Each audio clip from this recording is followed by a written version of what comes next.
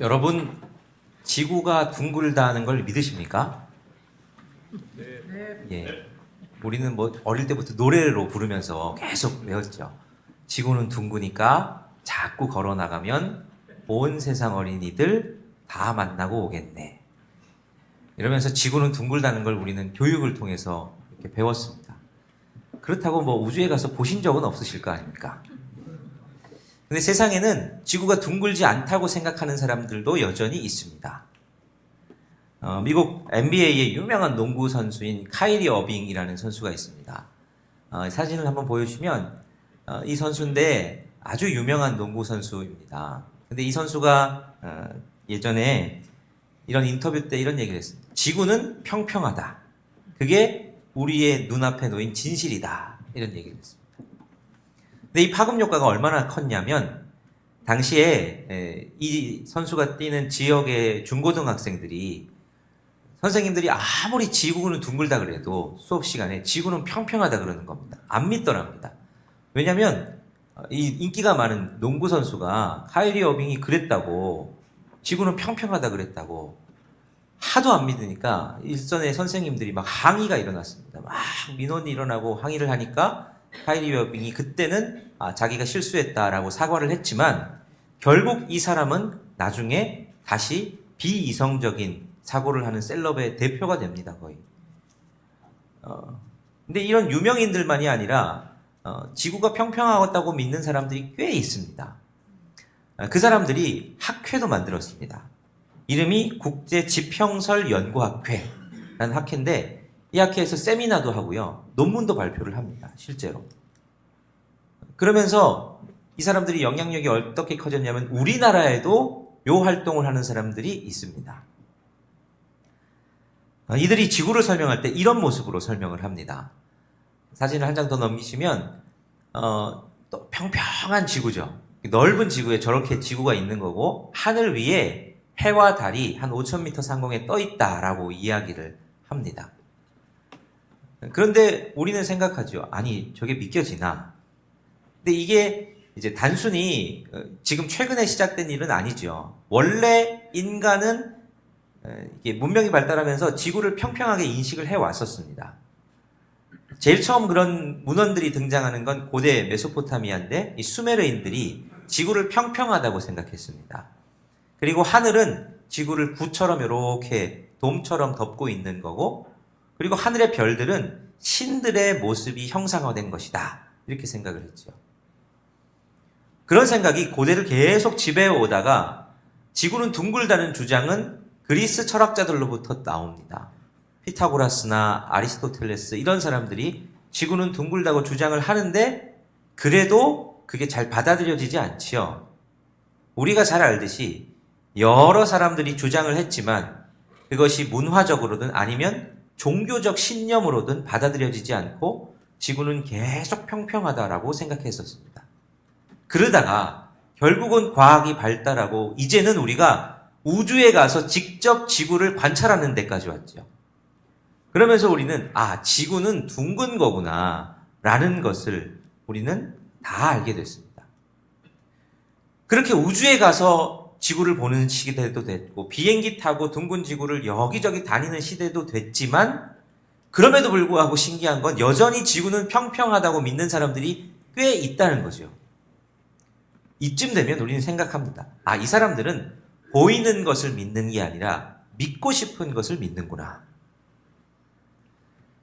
그런데 잘 생각해보면 사람들은 그런 경우 많습니다.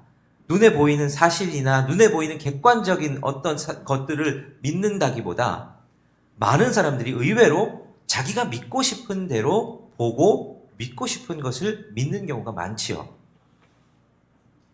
그래서 우리는 내가 어떤 가치관을 가지고 어떤 생각들을 품고 사느냐 하는 것이 우리의 삶에 생각보다 많은 영향을 준다는 걸 알게 됩니다. 내 가치관이 내가 뭘 선택하고 어떤 것들을 말하고 하는지를 결정하게 되는 거죠. 생각해보면 지평설이 지배하던 시기에는 그 당시에는 모험, 탐험이라는 건 잘 없었습니다. 왜냐하면 이 지구가 평평하다 보니까 언젠가는 가면 지구의 끝이 나오는데 그 지구의 끝에 가면 낭떠러지라서 떨어져 죽는다라고 생각했었기 때문입니다. 그러니까 그때 사람들은 모험 떠나는 걸 두려워했습니다. 너무 멀리 가면, 눈에 안 보이는 곳까지 가면 내가 결국 떨어져 죽겠구나라는 생각을 했었기 때문이죠. 그렇게 생각은 사람들의 행동을 결정합니다. 그런데 이게 단순히 모험뿐만 아니라 우리의 신앙생활에도 똑같이 적용을 합니다. 지평서를 믿는 사람들은 내가 떨어져 죽을까 생각하는 것처럼 모험을 하지 않았듯이 내가 아는 하나님, 내가 지금 하고 있는 신앙생활, 여기까지가 정답이다라고 믿는 사람들은 더 이상의 모험, 신앙적인 모험을 하지 않습니다. 하나님이 말씀하셔도 하나님의 뜻이 무엇이다 얘기해도 아무리 듣고 설교를 듣고 교회 생활을 해도 그 이상으로 모험을 하지 않는 거죠. 내가 생각하는 예배는 여기까지고, 내가 생각하는 구제는 여기까지고, 내가 생각하는 선교, 봉사, 교제는 다 여기까지다라는 자기만의 틀을 가지고 그걸 깨려고 하지 않습니다. 이 정도가 딱 좋은 거야 라고 생각하는 거죠. 그게 마치 지평서를 믿는 사람들과 비슷한 사고가 아닐까 하는 생각을 합니다. 그런데 성경을 보면 하나님은 우리에게 늘 신앙의 모험을 떠나도록 요구하십니다. 많은 사람들에게 지금 있는 자리에서 일어서서 가라 말씀하시는 게 하나님이시죠. 자, 그렇다면 우리가 신앙생활이라는 이 모험을 떠나야 하는 사람들이라면 우리는 이 모험에 대해서 도대체 어떻게 이해를 해야 될까 하는 것을 오늘 본문을 통해서 우리가 함께 좀 살펴보려고 합니다.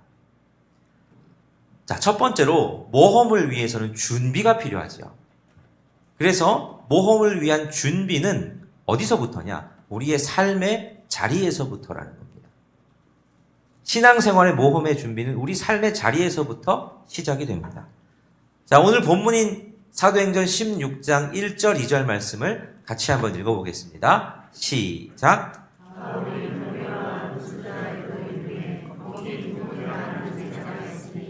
그 어머니는 믿는 유대 여자요 아버지는 헬라인이라.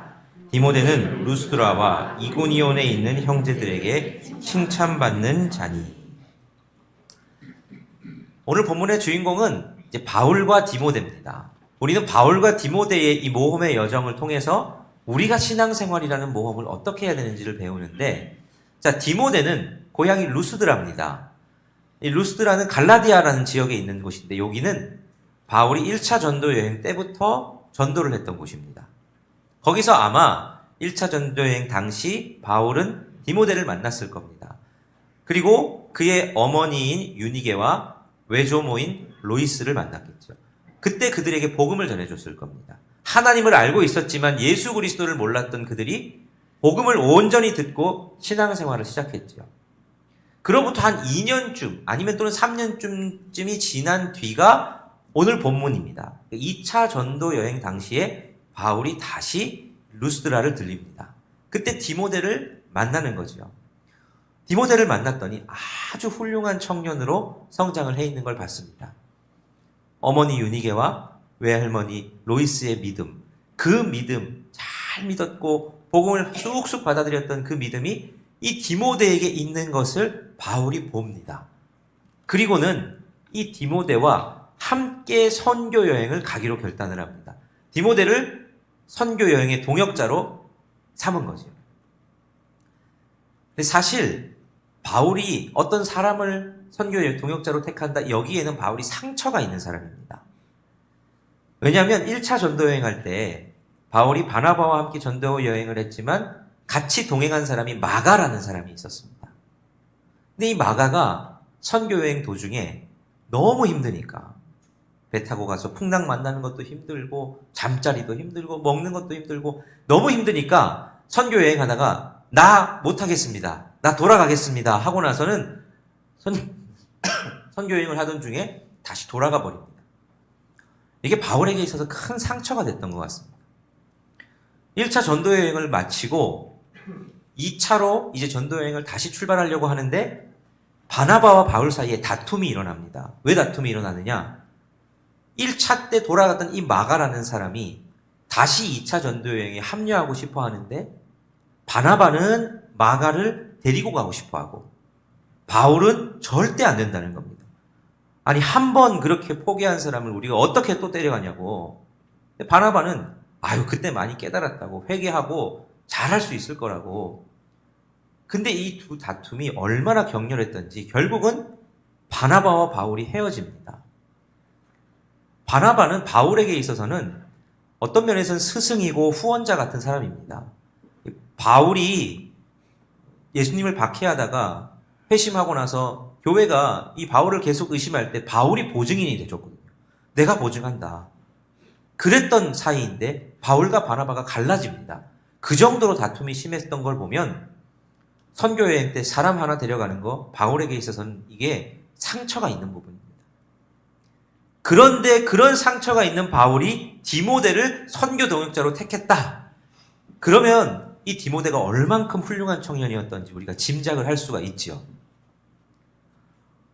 오늘 본문에 보면 바울은 이 디모데에 대해서 어떻게 평가하느냐? 루스드러와 이고니온에서도 칭찬받는 자다. 이렇게 평가를 합니다. 여러분, 우리가 사람 어떤 일들을 맡기고 택할 때 이런 이야기들을 합니다. 하나님은 약한 사람에게 주님의 강함을 더하셔서 일하신다. 이런 말을 많이 합니다. 그러니까 우리는 일할 수 없죠. 우리가 봉사하고 섬기고, 여러분, 우리는 능력 없습니다. 그래서 사람들은 부담스러워 합니다. 근데 그때 기억할 건 하나님은 약한 사람들에게 주님의 강함을 더하셔서 일하게 하신다는 겁니다. 이게 사실이고 진리입니다. 그런데 이게 다른 한쪽으로는 내가 주님을 위해서 아무런 준비하지 않아도 하나님이 알아서 하시겠지라는 핑곗거리가 되면 안 됩니다. 내 연약함에도 주님이 나를 통해 일하실 수 있는 것은 맞지만 그게 내가 주님의 일을 하는 데 있어서 아무런 노력과 준비도 없어도 된다는 그런 핑계가 되면 곤란합니다. 준비가 잘 된 사람을 통해서 하나님은 더 많은 일을 하실 수 있습니다. 디모데가 그런 사람이었습니다. 디모데는 루스드라뿐만 아니라 옆 동네 이고니온에까지 야, 이 청년 진짜 괜찮다고 칭찬받는 사람이었습니다. 뭐 그가 돈이 많아서 칭찬받았겠습니까? 아마도 아주 훌륭한 성품을 가지고 있었을 것이고 누가 봐도 정직하고 성실하고 열심히 하고 다른 사람들에게 호감을 살 만큼 그의 성품이 잘 훈련되어 있었을 겁니다. 우리가 주님의 일을 한다고 할 때 이런 준비들이 필요합니다. 내가 돈이 많아서 내 돈 가지고, 내가 경험이 많아서 내 경험 가지고, 이런 준비가 아니라 주님은 신앙생활을 하는 이 모험의 여정을 때 어떤 준비를 요구하시냐? 너 하나님의 덕을 선전할 수 있는 칭찬받는 사람이 되면 좋겠다. 그 준비를 우리에게 원하시더라 하는 거죠. 그 준비를 위해 하나님은 하나님의 사람들을 훈련시켜 가십니다. 요셉을 보면 요셉을 통해서 이스라엘이라는 민족을 애굽에서 배양시키시려고 10년간이나 애굽에서 종살이, 감옥살이 하게 하십니다. 또 보면 모세는 이스라엘 백성들을 출애굽시키려고 하나님 모세를 40년 동안은 왕궁에서 또 40년은 광야에서 훈련시키시죠. 다윗은 어떻습니까? 다윗은 광야 생활, 그 자기를 죽이려 오려는 그 광야의 이 추적자들을 피해서 광야 생활을 하면서 왕으로서 훈련을 받고 또 수많은 주옥 같은 시편을 남기죠. 이 모든 것들이 하나님께서 준비시켜가는 과정이다 하는 겁니다. 모험에는 준비가 필요합니다. 두 번째로, 그렇다면 그렇게 준비해서 우리가 출발하는 모험, 이 모험의 본질은 뭐냐? 모험이란 뭐냐? 결국은 모험은 내려놓음이다 하는 겁니다.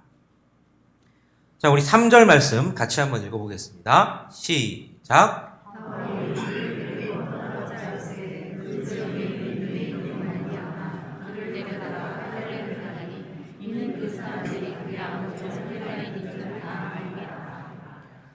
자, 오늘 본문에 보면 바울이 디모데를 데려다가 할례를 행한답니다.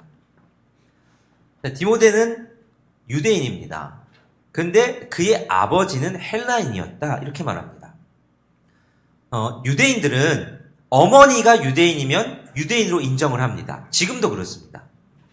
유대인들이 여러 박해도 많고 일들이 참 많았지 않습니까? 그러면서 혈통이 많이 섞이는데 그러면서 결정한 게 뭐냐? 예전에 북이스라엘과 남유다가 있고 북이스라엘 망하고 막 여러 일들이 있을 때부터 엄마가 유대인이면 유대인이 확실하다. 왜냐? 아빠는 모르지만 누구보다 낳은 어머니는 이 씨가 어디서부터 왔는지를 아는 거죠. 그러니까 어머니가 유대인이기만 하면 유대인으로 인정을 해줍니다. 디모데는 유대인이었지요. 그런데 아직 할례를 안 했던 것 같습니다. 아버지가 헬라인이다 보니 그랬던 것 같아요. 근데 디모데를 데리고 바울이 할례를 하는데 이게 이해가 잘 안 가는 부분입니다. 왜냐하면 바울은 할례가 필요 없다라고 주장했던 인물입니다. 마음의 할례를 하지 육신의 할례가 중요한 게 아니다. 이게 바울의 논리였고 바로 앞에 15장에 어떤 일이 있었느냐? 1차 전도 여행하면서 이방인들에게 전도한 바울이 예루살렘 공의회 때 문제 제기를 하는 겁니다. 예루살렘에 교회 지도자들, 사도들이 다 모여서 이방인 선교에 대한 회의를 엽니다. 그때 바울이 주장을 하죠. 왜 너희도 못 지을 짐, 율법의 무거운 짐을 이방인들에게 지우려고 그러느냐 하면서 이 공의회가 공통적으로 의결을 하는데 이방인들에게 할례를 강요하지 말자. 할례가 중요한 거 아니다. 그러니까 할례가 없어도 된다는 공의회의 판결을 받고 출발한 게 2차 전도 여행입니다. 바울이 그걸 주도했고 누구보다 힘썼는데 근데 바울이 오늘 디모데를 데려다가 할례를 행합니다. 이게 이해가 잘 안 갑니다. 왜 그랬을까? 그걸 보면 앞에 힌트가 있는데 그 지역에 있는 유대인으로 말미암아라고 되어 있습니다. 그러니까 디모데가 헬라인 아버지를 두고 할례를 안 했던 걸 아는 거죠. 근데 그 유대인들에게도 가서 온전히 복음을 전하고 뭔가 하기 위해서 유대인들이 거치는 것들을 좀 제해야 되겠다. 유대인들이 온전히 자기들을 받아들일 수 있는 준비를 해야 되겠다 생각하고 굳이 디모데에게 할례를 행하는 겁니다. 유대인들에게 다가가려고 그런 거죠. 디모데가 할례를 안 행한 것도 나름 이유가 있습니다. 뭐 종교적인 열심 여러 가지 다 좋지만 할례라는 건 몸에 흔적을 새기는 거잖아요. 이게 당시의 로마 사람들에게는 굉장히 야만적인 행동입니다. 로마는 목욕탕 문화가 발달했죠. 남자들이 신전에 갈 때도 그렇고 자주 목욕탕에 갑니다. 근데 몸에 할례의 흔적을 가지고 있다? 야, 저 사람 저거 야만스러운 사람이네. 뭐 저런 사람이 다 있나 하며 사회생활 하는데 지장이 생길 수도 있습니다. 디모데는 이미 헬라 문화권 안에서 생활을 하고 있던 사람입니다. 근데 그런 사람이 갑자기 어느 날 몸에 할례를 하고 나타난다. 여러분 그거 자기에게 좋은 일 아닙니다. 그럼에도 불구하고 디모데는 그걸 다 내려놓습니다. 복음을 위해서라면 내가 가지고 희생해야 될 것들 기꺼이 내려놓고 할례를 받더라 하는 겁니다. 신앙의 모험이라는 건 내려놓음의 연속입니다. 바울과 디모데 앞으로 고생길이 훤합니다. 생각해 보십시오. 잠은 제대로 잤겠습니까? 길 가다가 강도 만나는 거 한두 번이었겠습니까? 바울 스스로 얘기하죠. 내가 배 타다가 파선 여러 번 했다. 재정도, 건강도, 자기 자존심도 때로는 다 내려놓고 때로는 목숨까지도 내려놔야 되는 게 모험의 여정이었습니다. 모험이라는 건 결국은 그런 것들을 다 내려놓는 과정이었습니다. 나중에 디모데는 에베소의 목회자가 됩니다. 그리고 거기서 생을 마감하는데 디모데는 결국 에베소에서 순교합니다. 에베소에 아데미 신의 이 축제가 열려서 막 사람들이 행진을 할 때 우상 숭배하면 안 된다고 그 행진을 막아섰다가 결국 사람들로부터 죽임을 당합니다. 순교하지. 칭찬받는 사람으로 다 그냥 고향에 잘 살면 되는 디모데가 믿음의 여정을, 모험을 출발하면서 내려놓다가 결국 자신의 목숨까지도 내려놓습니다. 여러분, 그게 모험의 여정의 의미다 하는 거죠. 그런데 여러분, 거기서 끝이 아닙니다. 우리는 모험을 하는 이유가 있습니다. 모험의 목적이 있죠. 그래서 모험을 통해서 기대하는 바가 있는데 그게 뭐냐? 하나님 나라를 얻는 것이라고 본문은 우리에게 알려주십니다.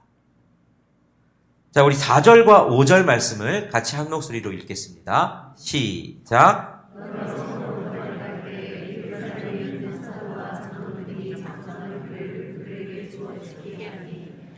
이에 여러 교회가 믿음이 더 굳건해지고 수가 날마다 늘어가니라. 여러분, 우리가 뭐 고상하다고 우리의 돈도 포기하고 때로는 건강이나 물질, 우리가 가진 자존심, 또 목숨까지도 내려놓겠습니까? 뭐 그렇게 고상해서 우리가 그렇게 할 수 있겠습니까? 우리는 뭔가 목적하는 바, 얻고 싶은 게 있기 때문입니다. 여러분, 사람이 뭔가를 포기하는 건 다른 걸 얻을 수 있기 때문에 가능하지요. 여행을 하다 보면 여러분 여행 많이 해보셨을 텐데 정말 호화롭게 즐겼던 여행이 기억에 남으십니까? 아니면 생고생을 하면서 했던 여행이 기억에 남으십니까? 희한하게 좋은 거 먹었고 막 어마어마한 거 그것보다 진짜 고생했던 게 그렇게 기억에 남습니다. 단기 선교 같은 거 가보면 막 호화롭게 먹었던 음식이 아니라 진짜 우리가 야 그때 진짜 고생이었지, 야 그때 이것도 추억이다 이러면서 고생했던 게 기억에 남고, 근데 그게 아름다운 추억으로 더 우리 속에 깊이 새겨지는 걸 우리가 경험을 하게 됩니다. 하나님의 은혜가 그렇게 작동하는 것 같습니다. 땀 흘리고 수고하고 고생하고, 근데 그게 값진 것으로 남습니다. 믿음의 여정도 마찬가지입니다. 내려놓는 거지요. 때로는 내 재물을 포기해야 될 때도 있고, 자존심, 내 시간과 목숨까지도 포기해야 될 때가 있는데, 그게 왜 포기가 가능하냐? 더 귀한 것을 얻는 것 때문입니다. 오늘 본문은 그 무엇이라 말하느냐? 하나님 나라를 얻음을 말합니다. 바울과 디모데가 고생하며 믿음의 여정을 갔더니 어떤 결과가 일어납니까? 여러 교회가 믿음이 더 굳건해지고 수가 날마다 더해집니다. 구원받는 사람들이 늘어납니다. 교회가 이제 막 시작된 교회가 굳건히 세워집니다. 박해와 여러 가지의 것들도 흔들리지 않고 수많은 믿는 사람들, 즉 하나님의 나라가 확장되어 가는 것을 바울과 디모데가 보더라 하는 겁니다. 비록 짧게 써져 있지만 바울과 디모데, 이 사람들이 믿음의 모험의 여정을 포기하지 않고 계속 해왔던 건 그걸 얻는 기쁨이 컸기 때문입니다. 내가 손해보는 것 같고 내 것이 다 없어지는 것 같아도 얻는 것이 있을 때 우리는 믿음의 여정을 떠날 수 있습니다. 세상 사람들은 다 그것 움켜쥐려고 할 때 우리는 그것 내려놓을 수 있는 이유가 더 중요한 하나님 나라를 얻기 때문이죠. 자, 2025년을 마무리하는 때입니다. 교회력으로는 이번 주가 마지막 주일입니다. 그리고 2026년을 준비하는 때입니다. 다음 주는 교회력으로 시작때입니다. 어떻게 마무리하고 어떻게 새로운 시작을 준비할까 할 때 저는 우리 여러분 한 사람 한 사람이, 그리고 우리 일산영문교회가 믿음의 모험을 떠나기로 결단한 한 해가 되시면 좋겠습니다. 내가 하나님 나라를 얻고자 내 것을 내려놓는, 그럴 수 있는 믿음의 모험을 이제 시작하는, 마치 지평설의 그 한계에 갇혀서 한 발 두 발 내디디면 좀 있으면 낭떠러지에 떨어서 다 죽을 것 같이 그렇게 생각하는 것이 아니라, 내가 믿음의 여정을 출발함으로 나의 지경이 넓어지고 우리 교회의 지경이 넓어지고 하나님 나라가 넓어지는 것을 내가 경험하겠다. 하나님이 얼마나 크신 하나님이신지를 내가 경험하겠다. 결단하는 저와 여러분이 되시면 좋겠습니다. 믿음의 여정을, 모험을 준비하시기 바랍니다. 그래서 기꺼이 내가 가두어 놨던 나의 한계를 내려놓고 돌파하며 나갈 때에 하나님이 놀라운 것들을 우리에게 보여주시는 은혜가 있으실 줄 믿습니다.